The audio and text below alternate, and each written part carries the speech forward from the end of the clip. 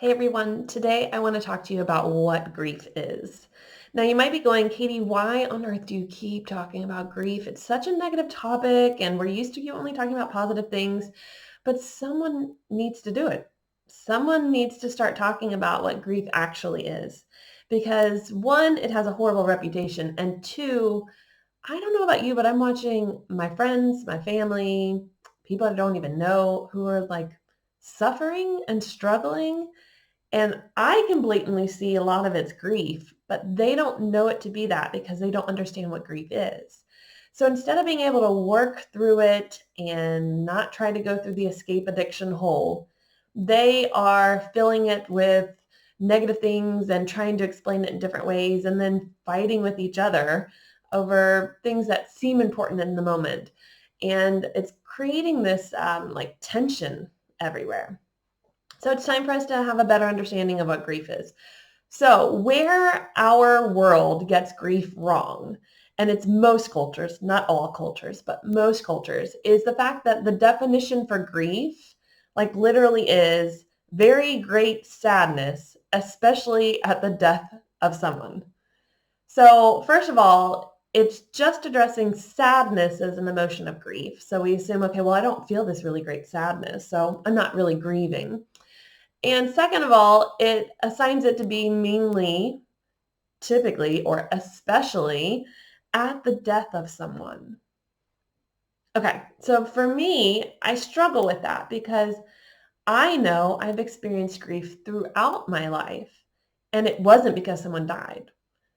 And I know what grief feels like because someone dies.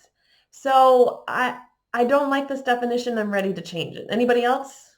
Hands up. Can we change the definition of grief? Because it just doesn't fit. For me, it's a natural and normal experience of emotions that we have after a loss of any kind or life challenge. Anybody gone through that lately? Because I know I have. I feel like the last 5, 6 months have been that way, right? So we're all going through life challenges, which means we all may face grief. It doesn't guarantee that we're going to face grief because we go through life challenges, but more than likely we are, which means it's most of us, right? Like it's not just you and then every 100 people and then you. It's like you, maybe you for sure, you. Yeah? Like grief is something we're all going to experience at some point in our life, and probably almost all have experienced it over the last 6 months.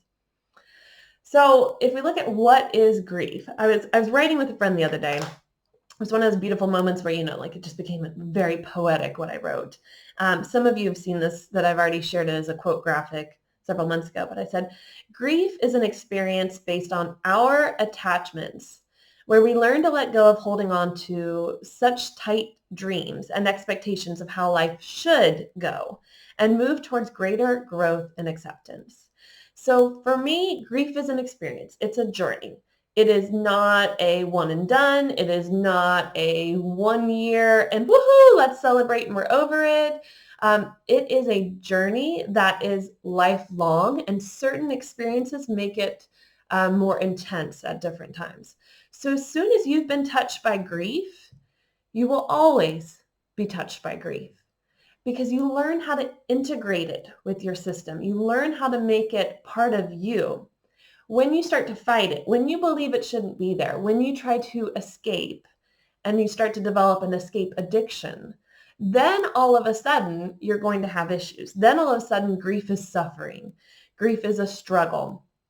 The emotions and our thoughts about them are what creates the suffering. I have watched my almost 6-year-old and 3.5-year-old, mainly the 6-year-old, go through grief over the last 18 months since my mom died. And my 6-year-old, I'll call her 6, she's 6 next week, 6-year-old has come literally into the bathroom crying, going, I miss Grandma Helen. And I was like, oh my gosh, do you really understand what that means? Like that concept, like we were always away from her in a different country. But she never said, "Oh, I don't want to feel this way. I don't like crying. Um, I'm going to go do something else so I don't think about it." She sat with it. We sat with it. And I just allowed her to cry and use whatever words she needed to share what was going on. It was her experience. It was her journey. And we talk very openly about my mom because we believe that she's still with us and very present in our day to day. And so for us, when we talk about her, it keeps her even more alive in our memories and the legacy even stronger. So it's not uncomfortable. It's not something my husband and I think is weird.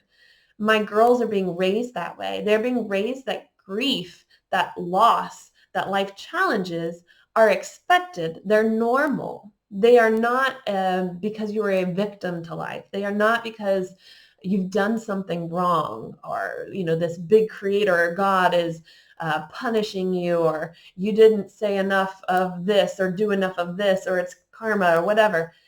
We believe life challenges happen to everybody.